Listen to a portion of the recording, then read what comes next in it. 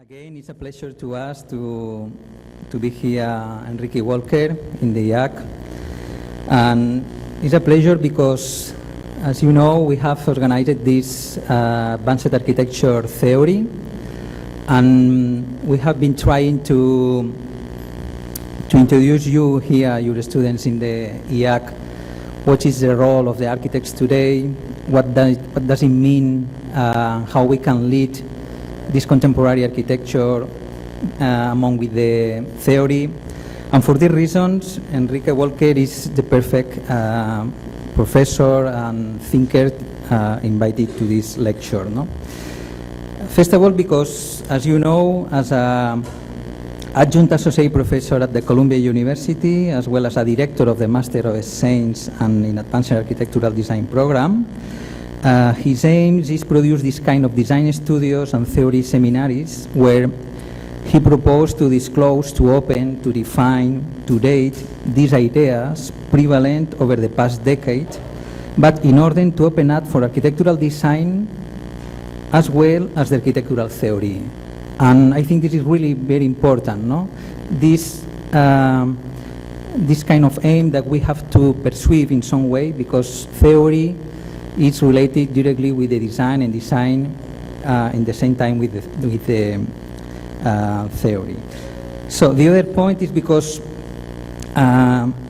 we have tried to the students to write some small pieces of papers. You know that it's really very difficult to write something about the contemporary architecture, but Enrique again is in a perfect example how to do in a special or different way, no? And that is happened because he has wrote, or he has tried to use some constrictions to help him to see topics from another point of view. As you know, his dissertations, it's about the Georges Perec. He's a famous writer, because he constrains writing, no? And this is important because as he try always to write something about architecture, it's better if you in some way have some limits and have some constrictions, no? Styling, or for instance as Georges Perec down in La Disparition, only a novel with 300 pages with writing without ever using the letter E, no? In any case, Enrique has many writes and many books. As you know, one of the well-known is the 12 interviews between Tschumi and him, and the other one, as Manel said, is Lo Ordinario. No? But for me, it's really interesting all the other writings and essays that he has wrote, because the main topics as well is the contemporary architecture. He has wrote about Neutelins and Reilich, Atelier Bouwou, Office Kersten Geers, David Van Severen, Avalos Sienkiewicz, Mancillo Tuñón. This is a perfect example of how is Enrique interested in this contemporary architecture and how you can read and write about them, no? And only to finish and to give to Enrique the time to start is only to say something about this kind of dictionary receive ideas. As Manel said, is something that in sometimes we have to do in order to produce this content of what happens with the ideas in both directions. Let's say what happens in the past, probably thanks to know what happens in the past, try to understand before which is the future, no? Again, Enrique, it's a good pleasure to be here with us, and thank you, and let's start. Thank you.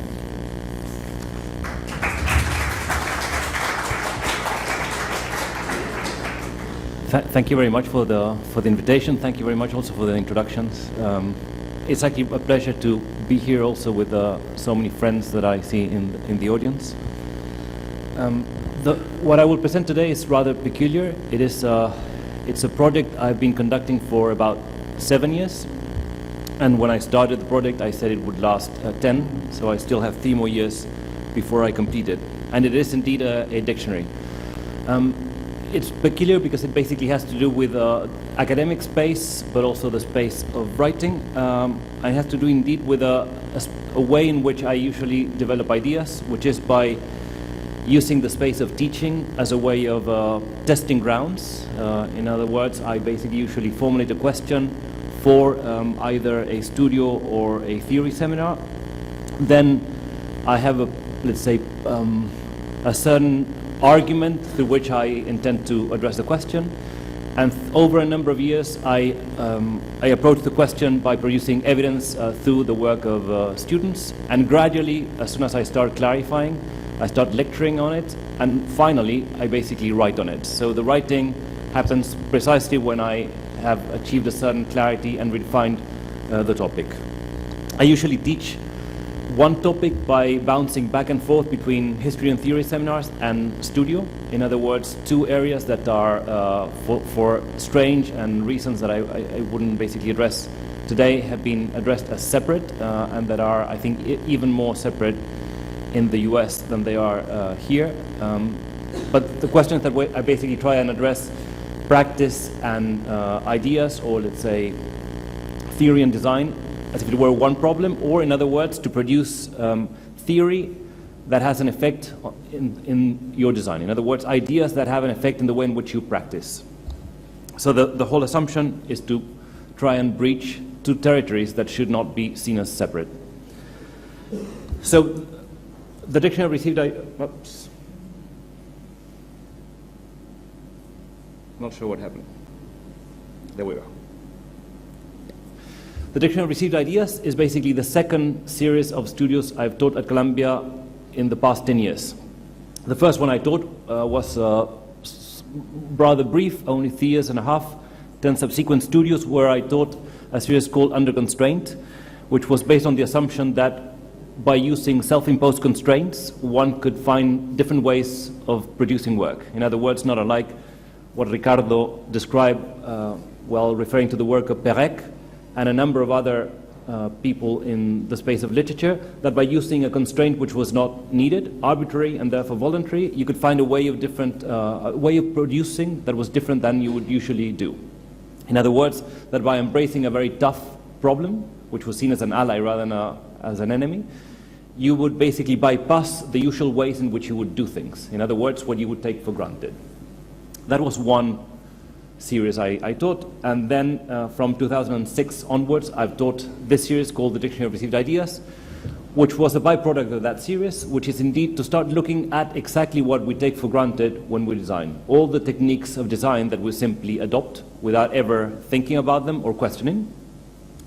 And it's indeed a project that is equally influenced by French literature.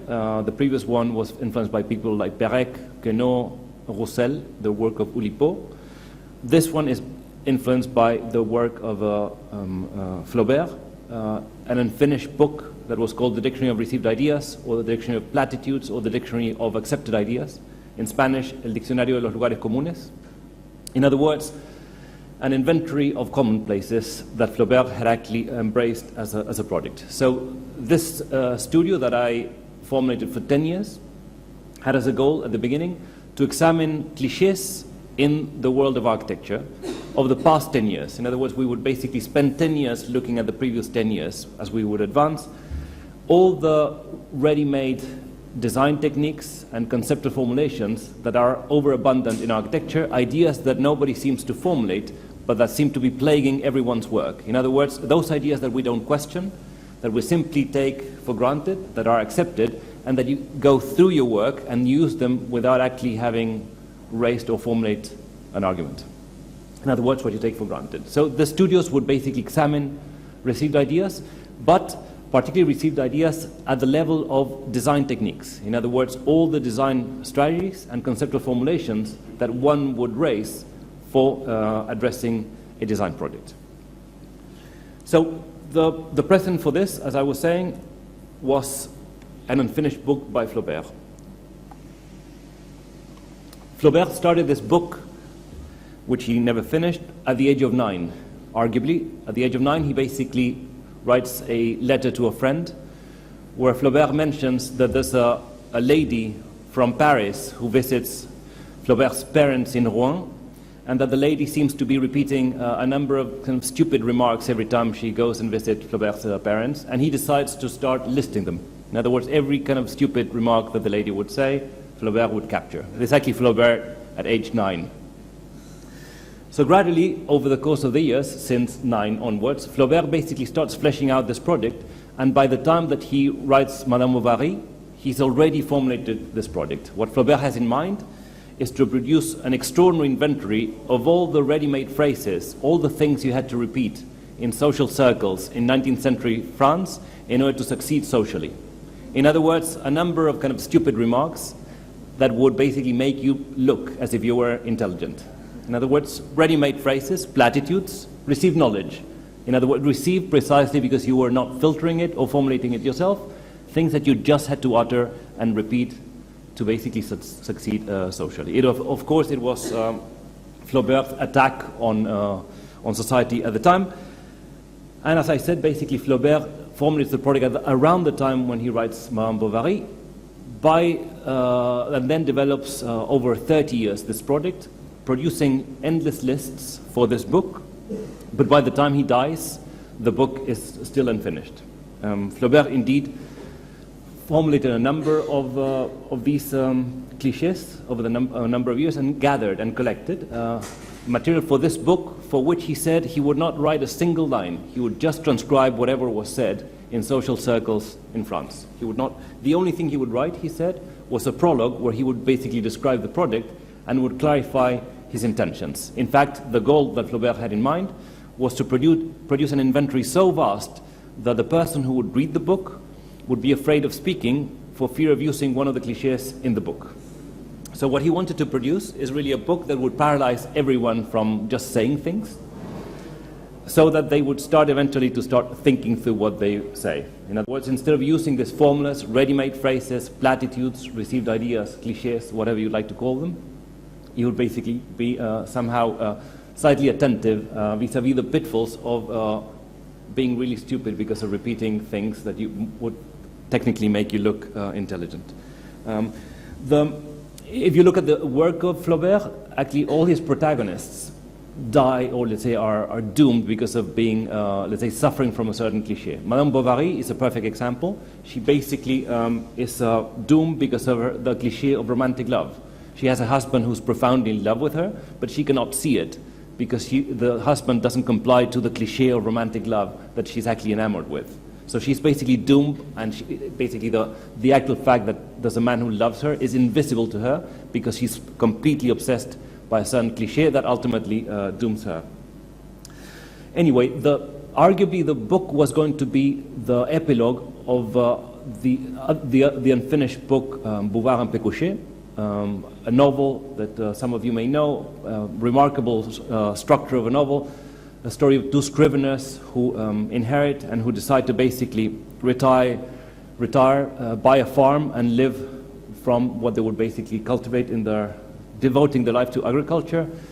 And basically they learn through all the manuals how to produce the land, but that goes wrong, and they realize that it goes wrong because they didn't know enough about the land, and that leads to an interest in geology, and they learn all the manuals about geology, and they have a failure in the project of geology, which leads to an interest in archaeology, which in turn leads to a failure, which leads to an interest in history, which leads to a failure and interest in sociology. I mean, and they basically tore the whole series of disciplines at the time until they fail at absolutely everything. Education, they adopt a child, the child becomes a criminal, and so on and so forth, until at the very end, supposedly, because Flaubert didn't finish the book, the scriveners would decide to go back to the only thing they knew how to do, which is to transcribe books, and they would technically transcribe the Dictionary of Received Ideas. As a matter of fact, Bouvard and Pécuchet were victims of clichés as well.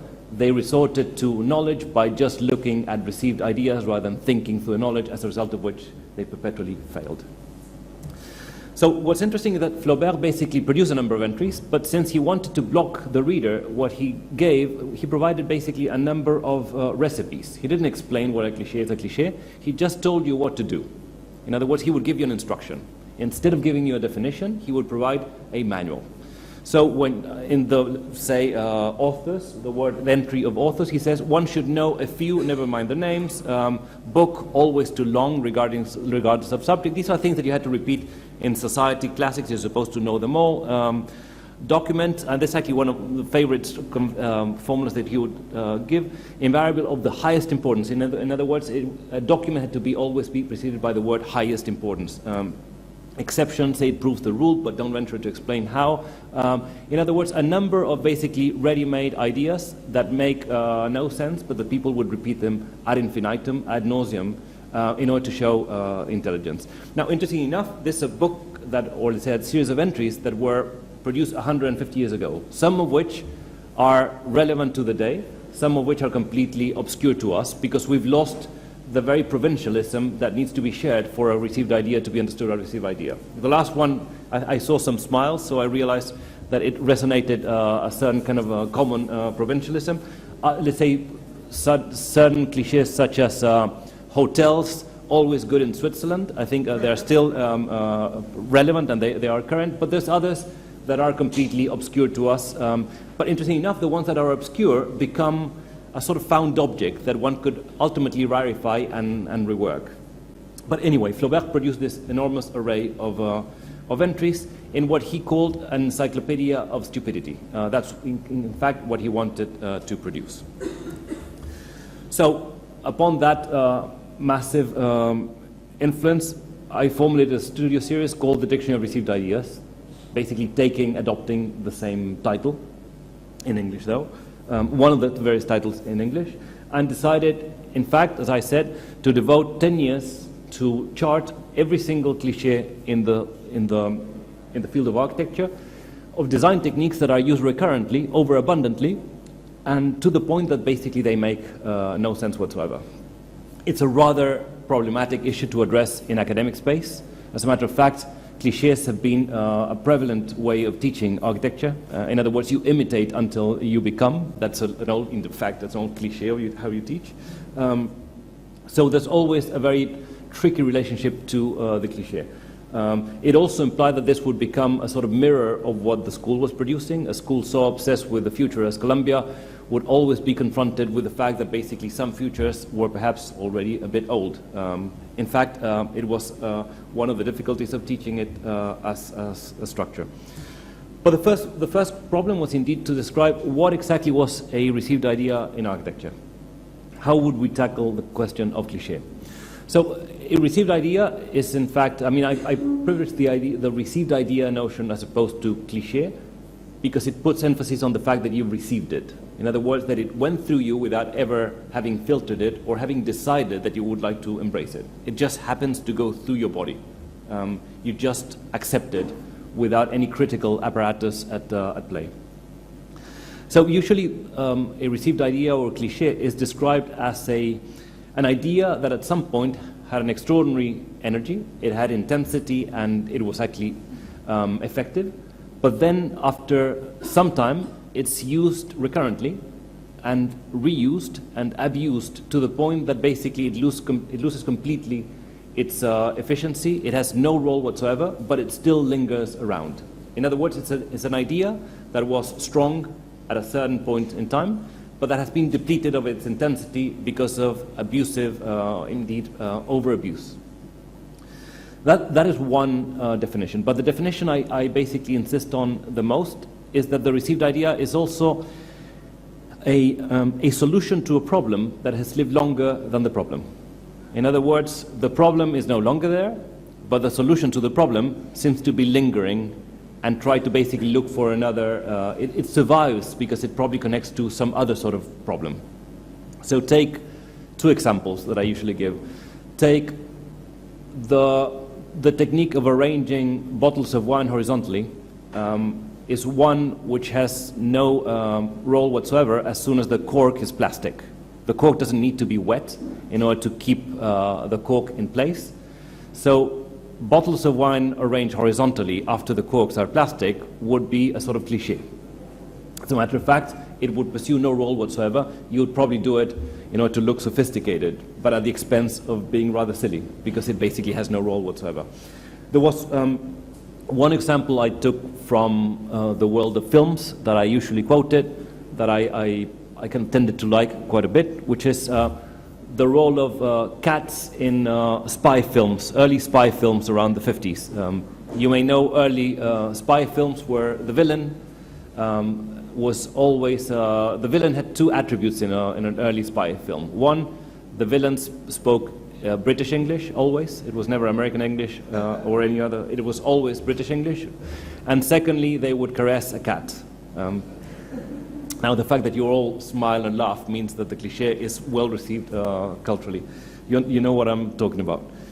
So why did the villains caress cats? I would leave aside the British English for other reasons. But if you go back in time, basically, you would see in early spy films that one of the reasons why a villain caresses a cat, arguably, is that the director in an early film wanted to show the villain very early on in the film without showing the villain's face.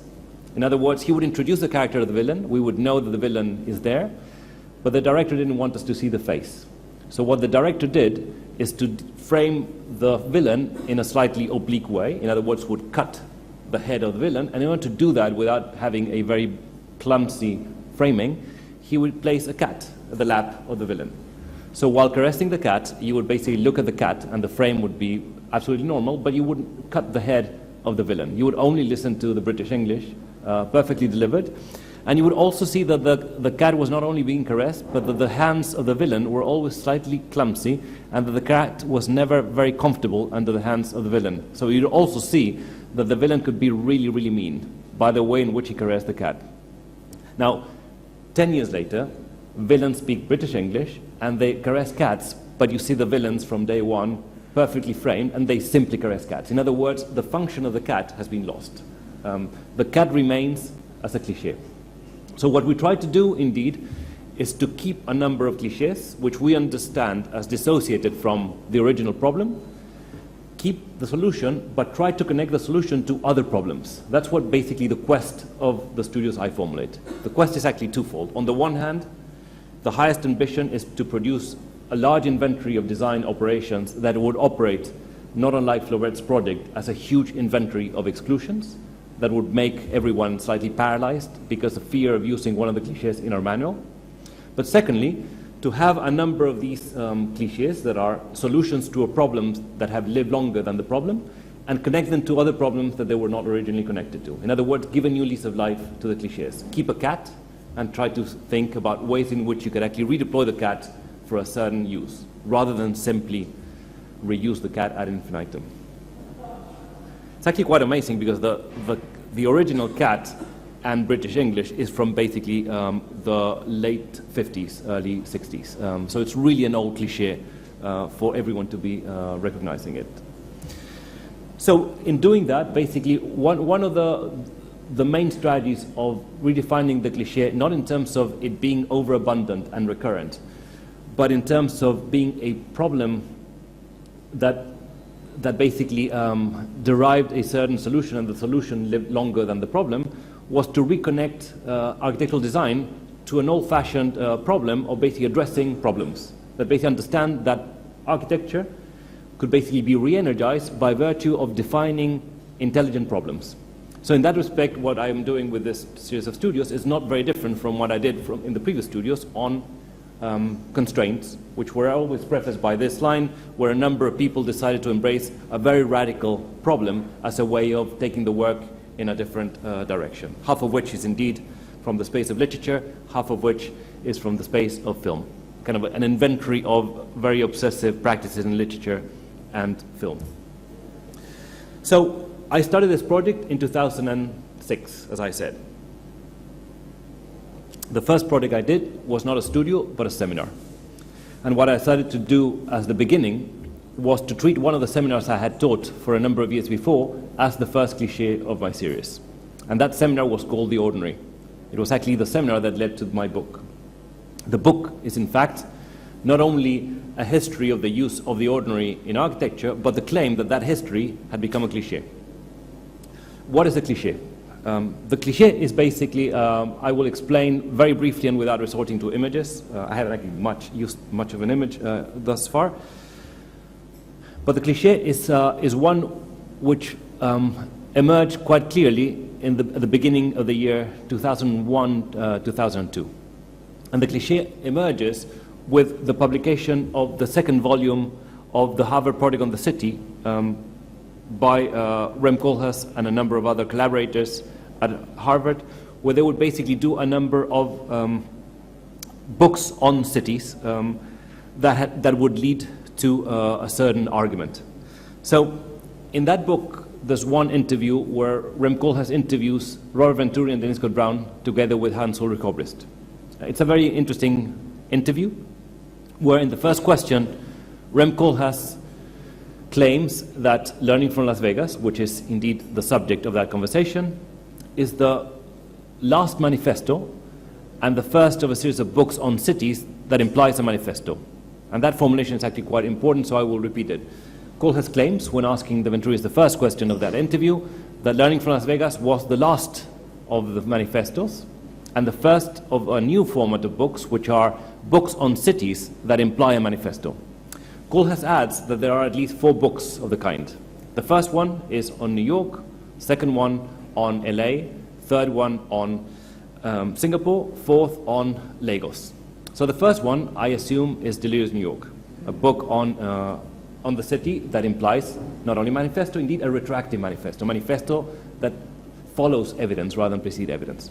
The second one is arguably Los Angeles, the Architecture of Four Ecologies, the book by Rainer Banham on LA from 1971.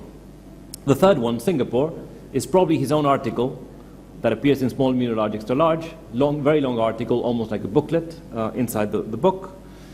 And the fourth one is, as Koolhaas confesses in the question, the third installment of the Harvard Project on the City, a book on Lagos. So of the 4 books that Koolhaas refers to as books on cities that imply a manifesto, 3 are his own. So what does Koolhaas do in this interview? He basically claims that there's a new format and that he's part of that legacy. So for the first time ever, we understand that Delirious New York, which seemed to be a very odd book, a one-off, a book that had no lineage, was actually connected to another book that had no lineage before, Learning from Las Vegas. The 2 books were actually doing something different. They were indeed being paired up by describing a city, and the description of the city would allow for them to advance a manifesto. So if you remember Learning from Las Vegas, it's a very peculiar book. Chapter 1 of Learning from Las Vegas is a chapter devoted to documentation. The Venturis travel to Las Vegas with a group of Yale students, and they document the city intensely with the argument that architecture doesn't understand sprawl because we don't have enough means of representation, adequate means of representation for understanding this new form of city. So they document extensively the city in order to grasp what not only Las Vegas is, but what a sprawled urbanism means. The second chapter, though, is quite odd as well, because the Venturis claim that the book is not about Las Vegas, it's not about sprawl either. It's about basically a finding that they had in Las Vegas that leads for them to advance an argument regarding what they say a treatise on architectural symbolism. They claim that in scrutinizing Las Vegas, they had a finding. The finding is that if you look at basically a cross-section of Las Vegas, you have the highway next to which there's a very, very expensive sign meant to basically give information about an architecture to the driver, behind which there's a parking lot, behind which there's a piece of architecture, usually a casino, very cheap architecture, not unlike a shed, behind which there's a desert. So if you basically overlay all those systems, you get what the Venturis claim as a finding, the notion of the decorated shed, a building which is cheap as a shed, which is overlaid with a sign which is expensive, which is a wrapper in the form of ornament. What the Venturis claim is that at that time, the architects who were producing architecture in the name of the modern movement were deforming function and structure in order to achieve expressive architecture, and in so doing they had transformed their architecture into big, expressive pieces of ornament, what they call the ducks. They formulate an antidote to this typology, and they call it the decorated shed. So we see that basically the book was a trip to a city that architecture didn't seem to understand. They document the city, but As a matter of fact, we learned afterwards that they found something in that documentation that allows for them to advance an argument about architecture at the time, the decorated shed versus the duck. As an epilogue to the book, which appeared in the first edition, what was dropped in the second edition, what the Venturists do is show how the decorated shed had become a predominant doctrine in their own architecture by illustrating the argument through their own work. And we see basically the illustration of this argument in the famous drawing by Venturi. You have the very cheap architecture of the casino, which is a straightforward response to function and structure, a very flexible building, above which we have a sign which is declaring that the architecture is monumental just by declaring it rather than by distorting it and articulating the architecture into a piece of monumental architecture. The drawing is indeed the argument of the book. The book is not about Las Vegas. The book is about the decorated shed. 6 years later, another book which was one-off, now we basically suspect that they are related, Rem Koolhaas decides to basically not document New York, but to write a history of New York, more properly a history of Manhattan. The history of Manhattan, according to Koolhaas, is indeed a sort of surrealist history based on the method of Salvador Dalí of critical paranoia. He subjects himself to the paranoia that the city was not simply produced, but that it was actually designed. It was master planned according to a very strict plan, what he calls the culture of congestion. Somebody planned for this city to be as it is. In order for that plan to be materialized, it had to remain hidden. So nobody knows about this plan except for Rem Koolhaas, who basically charts the history of this plan, and in so doing, from Coney Island, where every technique of Manhattanism is deployed, to the tracing of the grid, the definition of Central Park, and most importantly, the repetition of the site n times upwards by virtue of the elevator, the kind of central chapter of Deleuze's New York. He argues, indeed, that architecture was now completely different to how we understood it before. It was an architecture where every piece of site is different from the one above and the one underneath by virtue of the elevator, as a result of which the skyscraper was really not a building, but an extruded series of sites. The idea of the building was given by homogeneous skin that would more or less give you the idea that this was a coherent piece of architecture, but Koolhaas claims that the inside and the outside are completely dissociated, what he basically refers to as the autonomy between performance and appearance. The application of this idea into the Parc de la Villette, the drawing by Koolhaas, where he superimposes the section of the Downtown Athletic Club from New York, is indeed the very expression of that doctrine of Manhattanism onto his own work. So we also learn that Deleuze's New York is not a book on New York, it's a book that ultimately implies an argument regarding an architecture where there's a dissociation between the inside and the outside.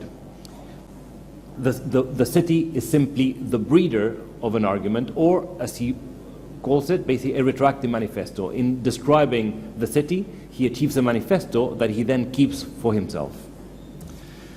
So the two books are actually extraordinarily related. Two books on cities that imply a manifesto. On the one hand, the decorated shed. On the other hand, the culture of congestion or Manhattanism. Both become not only manifestos, but techniques of design that populate the work of the Venturis and the work of Koolhaas thereafter.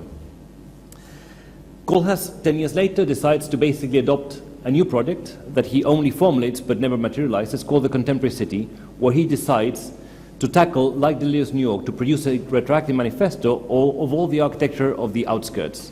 He has in mind Tokyo, the periphery of Paris, and Atlanta. In other words, cities that were not considered cities by architecture, cities that were difficult for us to understand and that he claimed had to be scrutinized in order to formulate potentially a new series of arguments for a contemporary architecture.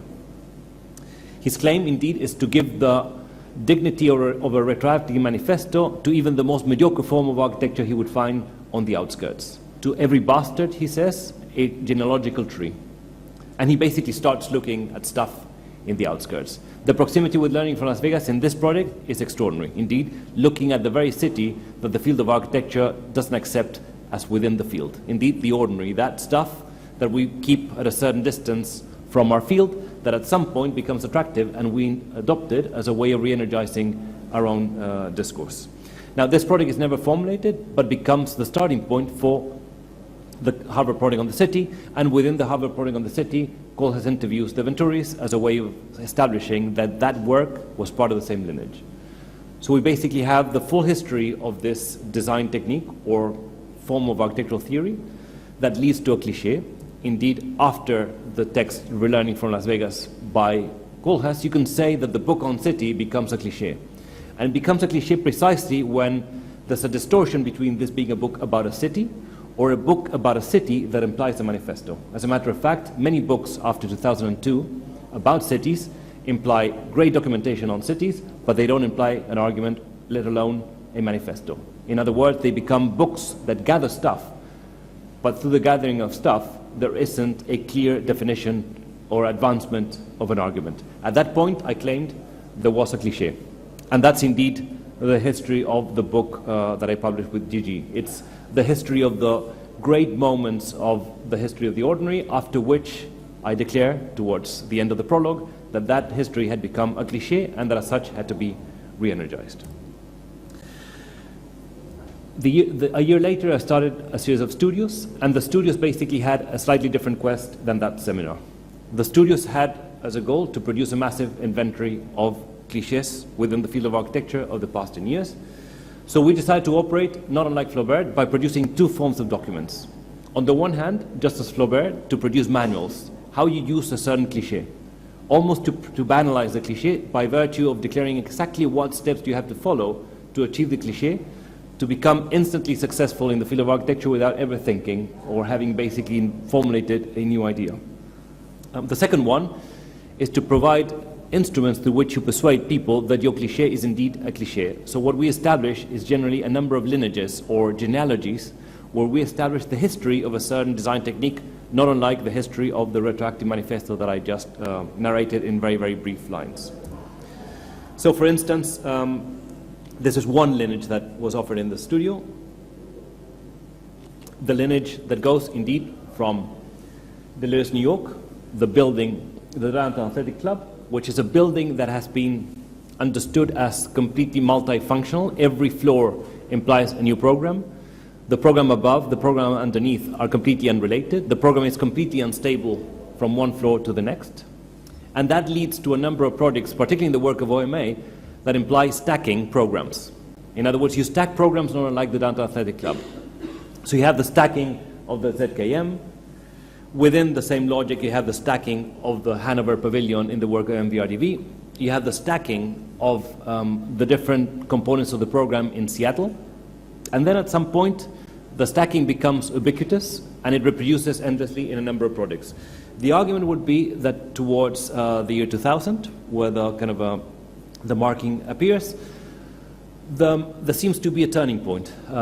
Instead of stacking programs, architects seems to be stacking boxes. As a matter of fact, some of the projects of 2002 have exactly the same program, but they are stacked. In other words, you've lost the original technique, which was to stack different programs as a way of producing frictions between programs. What you stack now is a number of boxes that look like they're stacked, but they're simply the same program. In other words, a generic building that looks as if it were stacked. Now, of course, 2003 is an interesting turning point. Is the new museum a cliché of stacking, or is it basically by misaligning the stacking and using the light wells to bring light into the stacking of New York Chelsea galleries, an invention of sorts? I would claim that it's indeed a turning point. It may be both the cliché of the stacking of different programs and the beginning of a series of techniques where stacking is used to basically produce aperture between the boxes. But that is up to the person who interprets. So you have also the technique of porosity, whether it's a programmatic technique in the beginning, like in the Très Grande Bibliothèque by OMA, where you have basically stacks versus public programs, to porosity becoming simply an attribute of the facade, or the lineage of the vectors of movement that are manifested in the organization of the building, from, let's say, Guggenheim and Pompidou, to Lerner Center, to a number of buildings that basically exploit techniques on the outside, but not necessarily articulating movement as an integral part of the organization. In addition to the lineages that I've shown, we produce manuals, and I basically jumped through a number of them. as I was just showing, the vector that precedes program, a way of organizing a program that was actually an inventive techniques in projects like the Guggenheim, the Pompidou, the Learner Center. And basically we describe the cliché as it is exploited today. In other words, we always establish a lineage by virtue of looking at the moments of invention within the history, and then we describe in a number of rules the way in which you achieve the cliché today. Not the inventions, but indeed the cliché. So the branching as leading from indeed a form of organization to a form of form, the staircase that leads nowhere, the urban confetti as a way of organizing, the islands, the flowers, the fake nature, the vertical garden, the monument to wind, the stacking, again another form of stacking, a different form of stacking, and yet another form of stacking. The stacking but of objects, the structural element that is manifested through ornament, the cliché of cantilevering, the structure and aperture as a facade, the expressive envelope, which is basically a building that wraps, a generic building wrapped with expressive envelopes so that it looks as if it were not generic, the wrapper, the ribbon, the crack, the barcode, and so on. So it basically, this is one of the manifold inventories we produced. I appreciate that there's a number of smiles, because usually when some of these cliches are particularly Columbia-driven, so you never know when you present elsewhere whether cliches are accepted or not. Some of them are actually quite old. Let's say this is probably older than we would accept in the studio. We always do 10 years. That cliche probably is soon back. Anyway. Or let's say the cliché, always in terms of an argument. In other words, you need to argue for what was the function that was lost, at which point, and what did it produce. So take the argument on round plan, that basically lost, where every room is given its adequate window in terms of its function, and that leads to a very clumsy facade, which has been designed with no interest whatsoever in its composition, to designing this backward, where basically you have a contemporary cliché of a number of misaligned windows that would not allow you to realize where the slabs are or what room is a toilet or a living room. In domestic architecture, the window is large enough, too large for a bathroom, too small for a room. And basically the window seems to be playing the game backwards. As a matter of fact, not in relation to the program and in relation to distorting the reading of the program from the outside. Or the cliché of the mountain, the building that's composed as a massive body from the outside. Paul probably you recognize some of the stuff and the people who produce the stuff. That is then, let's say, solved typologically by resorting to an organization of slabs and atria. So as I said, the product of the studio is twofold. On the one hand, we produce inventories, a massive array of cliches that what basically produces is to instantly paralyze anyone who's approaching this cliche. The fear of using them immediately becomes productive. But of course, since the studio is a space of optimistic outcomes, one of the clauses that I have actually introduced is an old surrealist clause, which implies that if the received idea, the cliché, is described as a manual, it could be treated as a found object. It's basically a common knowledge that we define by virtue of a manual, and as soon as the manual becomes collective, we can treat it as a found object, and it could then be subjected to all the techniques that surrealism used on found objects. What Lautréamont described as the chance encounter of the umbrella and the sewing machine, which was actually the cornerstone of many of the techniques that Breton and the surrealists used for diverting some of the work. As a matter of fact, you basically can use the cliché and reconnect it to solution to, let's say, problems that the cliché was not initially associated with. So over the past few years, we're basically being slightly more precise in the way in which we produce the manuals, from extraordinarily precise genealogies like the one you saw in the poster, where, let's say, the kissing tower goes from the touching point of two towers that are twinned to a number of basically collisions between towers that ignore its organization, to indeed a very, very strict and tedious series of catalogs on the way in which you achieve each one of the cliches, the use of voxels, I mean, establishing the genealogy as well as the step-by-step procedure through which you achieve the very cliche you're determined to work with. So people basically use these cliches, they need to work with these systems, and what we do in the end is use the cliche as if it were a concept, but it's a concept that ultimately betrays you. In other words, you're forced to design with a concept that you know will give you will not become an ally, but will actually be an enemy, because it will only take you to all those spaces that are extraordinarily well known, where things are taken for granted, and with probably no inventiveness whatsoever. In other words, in the studio, we try to work with a concept that you're forced to distort, divert, and reconnect to problems that this was actually not previously connected to, as a way of indeed re-energizing the cliches, but also becoming aware of the very context in which you're formulating ideas, indeed as a way of, as you introduced in the very beginning, advancing the field of architecture. Thank you.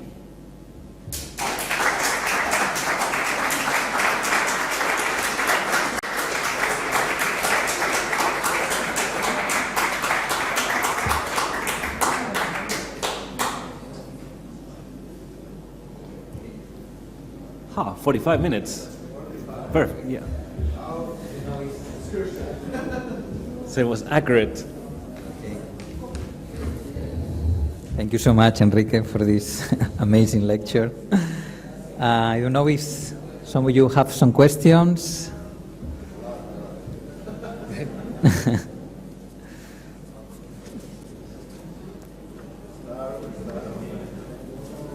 Please, yes, there is one. That means that in 3 years. Yeah.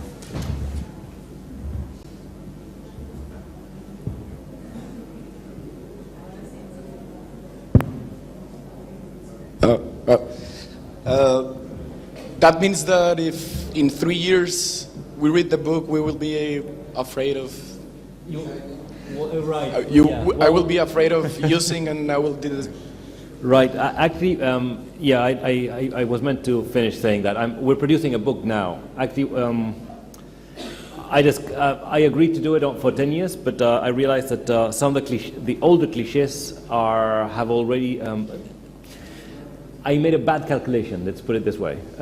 I think cliches are techniques are becoming faster and faster cliches than before, and partly has to do with the way in which work is disseminated today, vis-a-vis how it was disseminated 7 years ago. It's actually changing extraordinarily.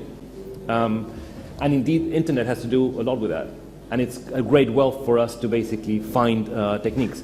On the other hand, we've identified enough cliches so that in the past 1 or 2 studios, we haven't actually found, I don't think we have found new cliches over the past year and a half. So the bulk was produced over the past 3 years, which is most of the material that I showed. The new cliches we have are actually new formulations of old cliches. In other words, you find a different trajectory to get to the same cliche. But to answer your question, yes, we're producing a book, which is a book of 100 entries that is meant to appear next year. Yeah. And it is indeed a dictionary, which is also a tricky thing, because some of us know from the beginning that the dictionary is also a cliche. In other words, we are arriving late.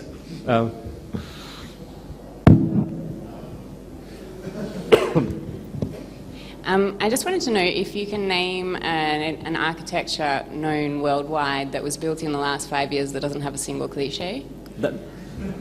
It's a very good question, but I'm reading between the lines, because the assumption of the studio is not novelty, because basically the cliche is inescapable. And the problem is more inescapable than ever in literature. In literature, you basically have to write with the very stuff with which you go and buy the groceries. In other words, the same words. It's really about destabilizing the order of the words, the grammatical constructions. In other words, you work with cliches inevitably. So the question of the studio is not to empty the work from cliches, to kind of clean it completely until you get absolute novelty. It's not such a modernist project. The project is really one of consciousness. And I would say it has more of a psychoanalytical backing. In other words, you become conscious of the techniques you're using rather than change them. I mean, not unlike psychoanalysis. There's no cure in psychoanalysis. You don't become happier. You just become conscious of how you're constructed, and potentially, through consciousness, you can change a number of things. But that's not even guaranteed. And that's after 10 years of psychoanalysis. So the quest here is to become conscious of the design techniques you're working with. You may decide to work with a cliché, but as soon as you're conscious, the cliché is instantly changed. So conscious, not scared. It's not novelty, but consciousness. And indeed, consciousness, the funny thing is that on the one hand, consciousness immediately changes things, because as soon as you're conscious, you're connecting a technique to a problem. The whole point is basically that there's a number of techniques that are wandering around that are connected to issues, but the issues are not strictly architectural. The issues that most of these cliches, let's say, there's a reason why the cliches are still around. There's always a function for a cliche, otherwise the cliche would not be there. But the function is by and large in the space of belonging to a club. In other words, you design in a certain way as a way of belonging. It has to do with the identity of the designer rather than with the design technique per se. It has very little to do with architectural techniques than with identification techniques. So the question is simply of becoming conscious, potentially. When you become conscious, there's a number of things that happen. There's other cliches that are entering the work. You cannot vaccinate your work against cliché by becoming conscious of one or two cliches. So you're always on guard, which means you're always thinking. And the assumption is that 1, you may be conscious. 2, when you design, you think. And 3, you can design a cliché. That's not a problem. The question is basically that you are thinking through the clichés you're deciding to exploit. And as soon as you do, interesting enough, the techniques are re-energized.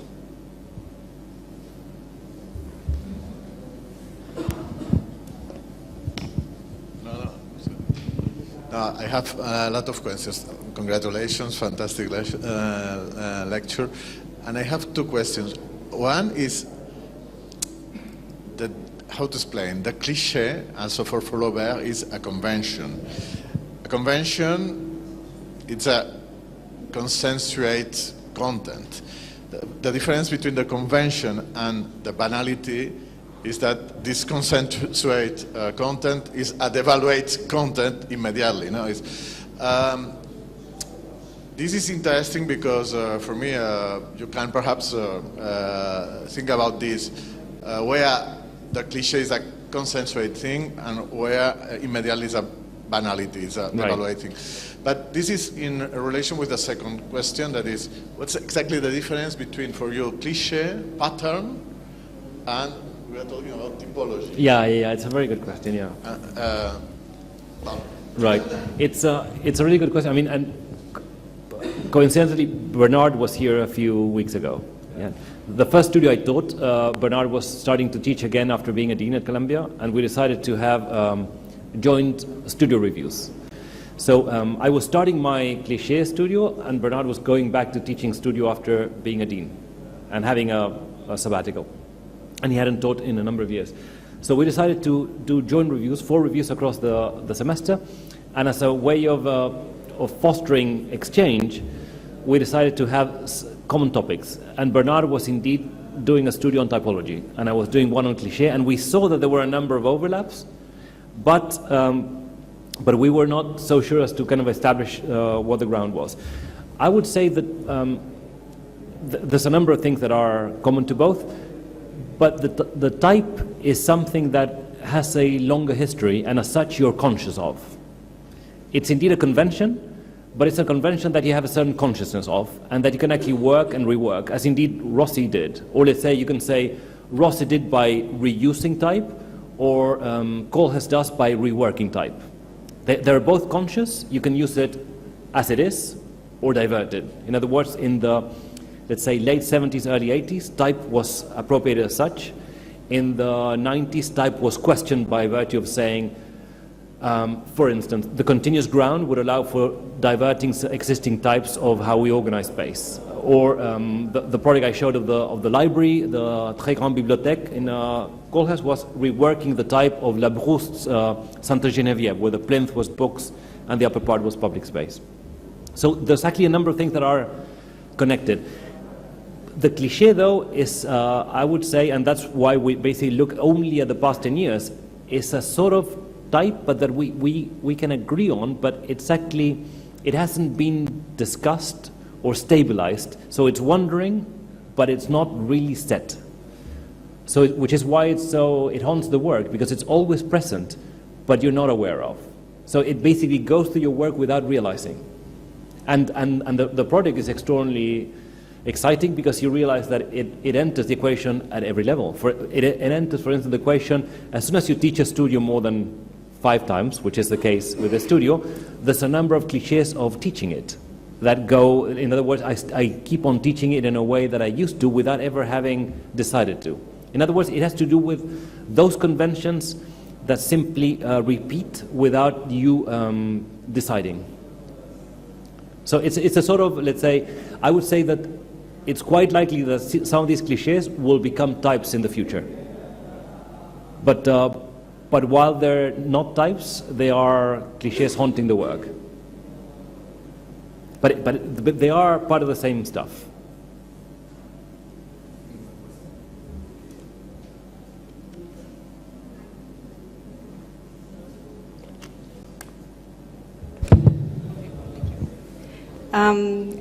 Enrique, you started your talk by, hola, here. Yes. Sí. I'm very curious about something. You were saying that this idea and analyzing of cliches starting with a manifesto about cities. And you know we are in Barcelona are totally obsessed with the notion of city and public space and landscape and cityscape and so on. Over the period of your work and research on cliches, would you think there is any cliches on cityscape or city planning, urban space, and so on?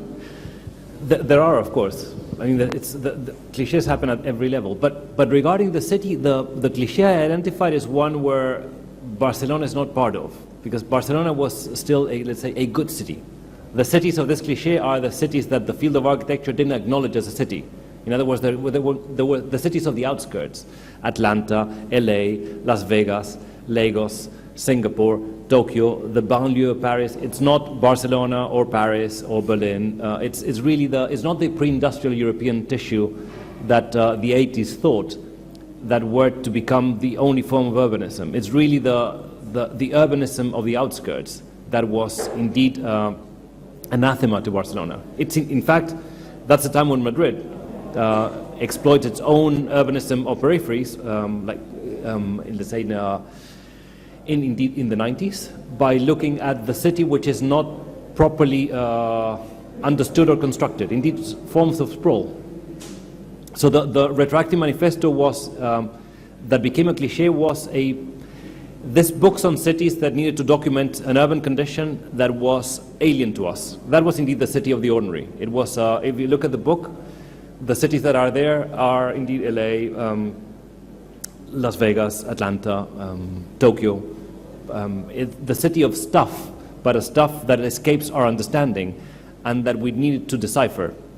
But that in deciphering them, we actually discovered a technique for architecture rather than a way of deciphering the city. That was what the books on LA, Las Vegas, or New York that Cole has described were really about. Now, at the level of techniques of urbanism, there's of course a number of cliches that are ever recurrent. But that will be a longer topic to kind of address.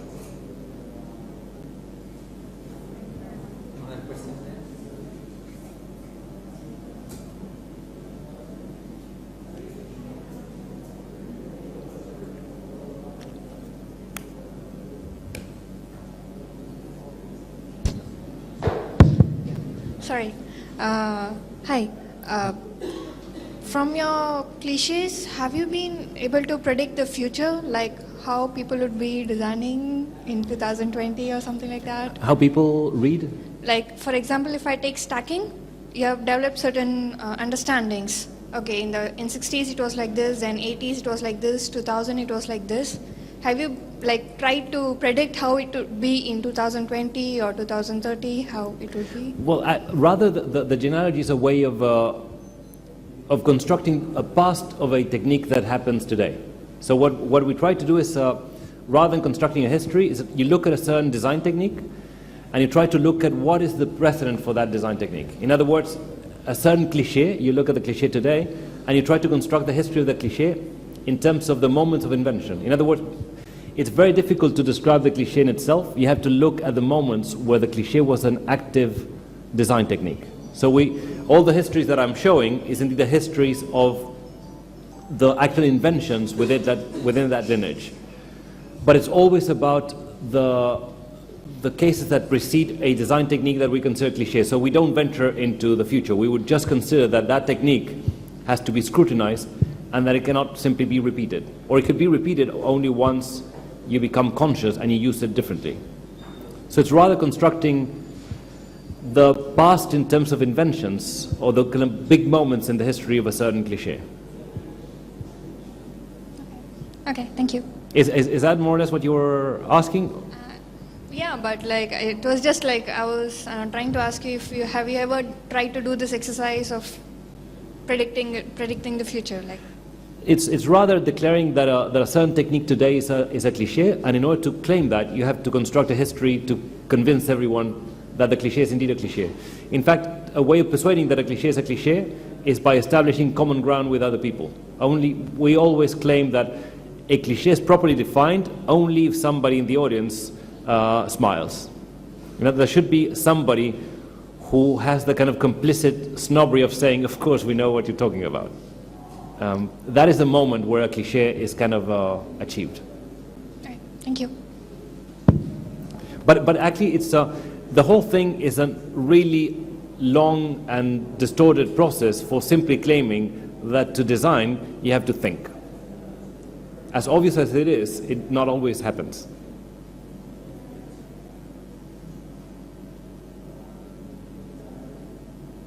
Questions? If not, I have one. What do you think is the cliché for the parametric architecture?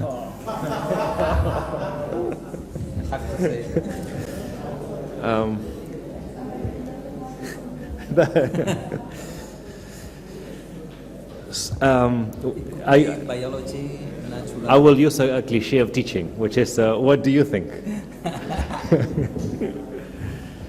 I mean, there could be a number of clichés. I will basically address one cliché, which is not just a cliché, but a long-standing tradition within the field, which is to try and look for a way in which you design so that you can actually objectify design and what you design is correct. In other words, it's actually the pursuit of truth. Because it's an extraordinary design technique as any, but sometimes there's the assumption that there's one architecture which is the right one. Are you okay? But I mean, I could also raise another issue, but this is not regarding clichés, but regarding argument, which is that let's say sometimes the emphasis on parameters has to do with optimization rather than negotiation. And I would say design is more about negotiating problems which are impossible to find a synthetical answer rather than optimizing one. Mm-hmm. You can optimize when you have only one variable, but in an architectural project you often have 10. And what the client wants is always much more than what the client can pay for, and it's probably much more than the site that the client has can actually accommodate. And that is at odds with the best structural system and with the construction possibilities within that site, and so on and so forth. So the problem is always a conflict. And so I think design deals always with parameters, but I would say that it deals primarily by negotiating parameters rather than by optimizing parameters. But that's less the cliché than what I would basically claim regarding the problem of design and parameters. What?